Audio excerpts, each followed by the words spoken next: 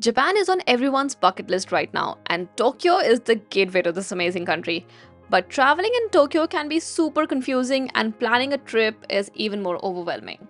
But, I've got you covered with this extensive Tokyo travel guide where you'll find everything from airports to currency to where to stay, how to get around, and basically every single thing you need to know to plan a trip to Tokyo. And if you're new here, I'm Akanksha and this is What's Next AB, a travel and lifestyle channel where you get detailed travel guides and tips along with no bullshit reviews about everything I experienced. So I would love it if you hit the subscribe button. And sumimasen, let's catch a flight to Tokyo. The very first thing you need to know before traveling to Tokyo is whether or not you need a visa for Japan. Japan is visa free for the following countries for tourism purposes, and if you don't fall in this list, then you have to apply for a tourist visa. Now, if you're a resident of any of these countries having any nationality, you can apply for the Japan e-visa, which is a short stay visa. This is what I applied for, and the process is super simple. You can apply on the Ministry of Foreign Affairs website, upload your documents, and pay the visa fee. I am a Canadian permanent resident with an Indian passport, so I apply using this method and got my visa within a week. Alternatively, you can apply at the Japanese consulate and get a multiple entry long stay tourist visa, which is valid for 5 years. Getting to Japan is easy, and you will most probably be flying. So there are two airports in Tokyo. One is Haneda Airport and the other is Narita Airport. You will be landing in any of these two airports. Both have international flights coming in and going out. But the only difference is that Haneda Airport is inside Tokyo and Narita Airport is about 85 kilometers outside of Tokyo. Getting to Tokyo city center from Haneda or Narita Airport is super simple. If you're landing at Haneda, you can catch the Kaikyu Line or the monorail, which are two trains that run between Haneda Airport to Tokyo city center. You might need to change trains from Shinagawa Station or Hamamatsucho Station to get to your final destination. Or you can catch the airport limousine buses. They operate between Haneda and Shinjuku mostly, but there might be other places that they take you to, so you have to check it out. I did not take this option, so I'm not really sure. I took the train. And finally, if you're not in a budget, you can always catch a taxi from airport to Tokyo. And if you're landing at Narita Airport, you can catch the Skyliner Express train and get off at Ueno or Nippori Station, then catch another train to your final destination. The airport is 82 kilometers, as I told you before, so the train is a little more expensive, but it's super fast and take you around 1 hour. There are a couple more trains like JR Narita Express that cost 28 Canadian dollars and takes you to Tokyo Station in 1 hour, and Kaisei Main Line that costs $11.15 and takes you to Nippori Station in 95 minutes. You can also take the airport limousine bus from here as well as taxi, but mind you, taxi can cost anyway upwards of 200 Canadian dollars. But remember one thing, if you plan to take the trains, make sure you buy a transit card such as Suica or Pasmo card. They can be bought at the airport as well as the train stations, and you can top up the cards right there using cash or credit card. I got my Suica card and it can be used on any public transport, vending machines, arcade games, or convenience stores. Japan uses Japanese yen. Mind you that Japan is still a very cash dependent country, so you need to have cash on you. There are money exchange kiosks at the airport obviously, but you can get better rates at Shinjuku or Shibuya. There are many money exchange places in these areas, but I recommend using an ATM to withdraw cash. I personally used Wise to exchange Canadian dollars into Japanese yen and then withdrew that cash from the ATM at the airport. I also noticed that there were money exchange machines at a lot of places like these ones. I did not use them personally, but you can check them out. They're legit, but there might be an extra cost. And some places do accept credit cards like shopping stores, Uniqlo or GU or chain restaurants, but mostly you'll need cash. Now, if you're like me, then you obviously need to have internet connectivity at all times, so buying a physical SIM card is not a bad idea. At the airport itself, there are multiple kiosks that sell SIM cards. Even there's a SIM card vending machine, which I was really surprised to see. This was the first that I saw. I went to one of these Ninja Wi-Fi counters and got the cheapest SIM card for 35 Canadian dollars with unlimited data. And if you're getting this, make sure your phone supports other countries' SIMs because you won't be able to return it if it doesn't work. There's also an option to rent portable Wi-Fi. If you're planning to travel in a group that is going to stick together, this is a good and maybe cheaper option. You can also check out eSIM for that matter. But if you don't want to get a SIM, it is alright because Wi-Fi is provided at almost every other place in Japan, so you will not be really disconnected from the world if you don't have a SIM. Okay, getting around Tokyo is the easiest thing to do because Tokyo has one of the world's best train systems that are fast, efficient, and always on time, so you don't need anything else. Just get a Suica or Pasmo card and put in your destination location on Google Maps, switch over to transit mode, and it will show you all the upcoming transit options. And it can get confusing, but don't get confused. I'm going to tell you how to navigate. Now, let us go from Shin Okubo to Sensoji. I'm taking the first option. I have to get to the green line that is called Yamanote Line that is going towards Ikebukuro Ueno and coming on platform 1. So you need to remember this, green line platform 1. Google Maps also tells me which car to sit in, and here it says car number 6 and 2 are my options for the fastest transfer to the next line. This is just a recommendation, and you will see at the platform that there are numbers next to the gates. These are the carriage numbers, and if you can locate the one that you need to get on, you can just stand next to it. But remember, this is a recommendation, not mandatory. You can get onto any carriage you like. Next, once you're in the train, you just need to keep an eye on the station number approaching, because all stations in Tokyo are numbered and color-coded. And the announcements are in English as well, so you will not get lost. Google Maps also tells you which exit to take to reach your destination, as well as which entry would be the closest to get to your car fastest. So this is like the holy grail of traveling and navigating Tokyo's public transit system if you read it carefully. Sometimes it can get confusing and overwhelming because of all of this information, but if you're confused, just ask the staff, they are very helpful. Buses are also available here, but trains are so well connected that I never needed to use any bus. Well, language is a barrier in Japan, but you must have noticed that signs and announcements are now in both English as well as in Japanese. Tourism is at its peak in Japan, so the businesses have catered to English-speaking people, but you should have a translator ready. I was first using Google Translator, but later switched to Papago, which is a much better and quicker translator, and it is more accurate as well.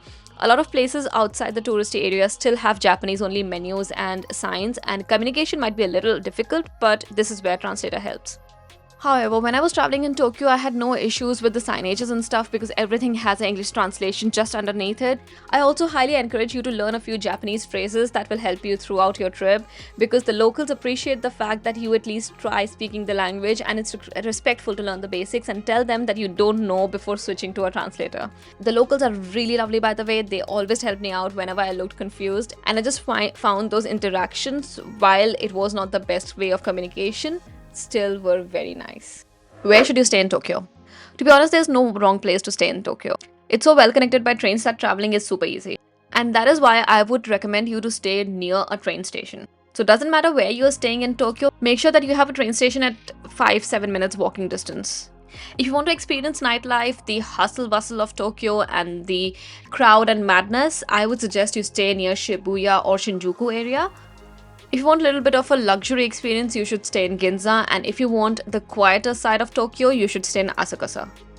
What I did was I pinned all the places that I wanted to go to in Tokyo, then decided to find a hotel which is close to most of these areas, so I don't have to spend a lot of time on traveling. And that is why I stayed at Shinokobu and at a place called Global Tokyo, which is a pod hotel, and this is my first ever capsule hotel experience. I paid about $56 Canadian per night. And for that price, I got this pod, which is like a little room. And if you are short like me, it is the most comfortable experience ever. It's more private than a hostel, but it is a hostel. And the other amenities were shared. However, super clean. And the best part of this area was that the toilets were separate and the space to get ready was separate. This was one of the most clean hostels I have ever stayed at. Shinokobu station was just 300 meters from this place, and I found this area to be really nice. It's relaxed, it's chilled out, yet close to a lot of things. 300 meters away is Godzilla Head as well, and you get to Shinjuku station by walking just 15 minutes. So it was kind of the perfect place I was staying at. I've put the link to this hotel in the description box along with all the other things that I mentioned about in this video and will be mentioning about. So if you want to book anything, just go through the links. These are my referral links. You don't really pay anything extra. I just get a little bit of commission out of it. And that is how I keep up the channel. So if you are planning to book it, please go through those links. I was in Tokyo for just 4 days and I realized that there's so much to do in this city that 4 days are not enough. However, I have some things that you should put in your itinerary right now. And the first thing is sushi making class. I did this on my second day and it was a 3 hours class where I learned to make 7 different types of sushi from scratch and then I ate them. This is like such a nice way to understand Japanese culture and learn about the history. After this, I would say you should definitely add TeamLab Planets to your list because it's just $25. There are 5 different types of exhibits and it is one of the best interactive art exhibition I have ever seen in my life. It is so much fun and I went in with very less expectations, to be honest, because I thought maybe this is another place that is super hyped just by people. But no, the hype is real and this place is one of the best things you could do in any age group. The tickets do book out very quickly, so make sure you have your reservations well in advance. Number 3 would be go on a private Tokyo tour. I booked one with Get Your Guide, and it was probably one of the best things I did on my trip because I got to know so much more about Tokyo than I would have otherwise. And the best part about this tour is they asked me beforehand what all I wanted to do, what are my interests, and what kind of tour I want to go on, and what's my fitness level as well. And that is how they assigned me a guide and built out my itinerary about what all they would show me. This was my first private tour, but I'm so glad I did. I don't think I'm going to do group tours ever again because this was so good. I normally do not include food in must do things, but Japanese food is so good that I have to add this in.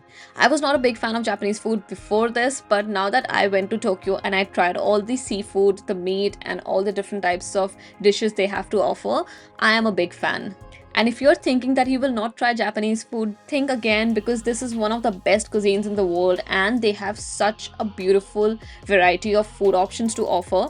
And if you have dietary restrictions, there might be a few difficulties to get the right kind of food for you. But I still encourage you to try and find the food according to your restrictions and try it because you'll regret it otherwise. You won't get this kind of food anywhere else in the world. Now, Japan has a variety of seasons, and if you ask me when is the best time to go to Japan, I would obviously say spring because who wouldn't want to see cherry blossoms, right? But spring is also the busiest time, the most crowded time, and their peak season. Everything is booked out, things are more expensive, and basically, wherever you go, you will find crowds. Summer is normally very hot, humid, and typhoon season as well. So, a lot of people don't travel in summer, but if you don't mind the heat and humidity, you can go there at that time. Normally, March to May and September to November is considered the best time to visit Japan. From December, winter sets in and it gets really cold, really cold. But if you're into skiing and hitting those slopes, this is the time for you. This time around, I went in February when I thought this is not the peak season, but a lot of places were still booked out and it was still crowded with tourists, although it was considered an off peak season. I know a lot of people spend just 2 to 3 days in Tokyo and think that's enough. Trust me, I was there for 4 days and it is not enough. I recommend spending 3 days at the start of your trip and 3 days at the end of your trip to explore all of Tokyo in full. And with this, you can explore the tourist areas and then come back and do the non-tourist areas, explore some suburbs and neighborhoods that are not on the popular list. 4 days were for sure not enough for me because I missed out on a lot of touristy things and I did not even get the chance to go off the beaten path. I just went to one place called Nezu Shrine, which is not on the popular list. But I had a whole list of places I wanted to visit which were on the offbeat side. Now, in my next video, I'm going to tell you about all the things you should be knowing before going to Tokyo or even traveling in Japan. So make sure you hit the subscribe button and turn on the bell notification so you don't miss out on that video. I'm going to give you all the details that you should be knowing, as well as how much I spent on my trip to Tokyo. And for now, just like the Japanese say, sayonara.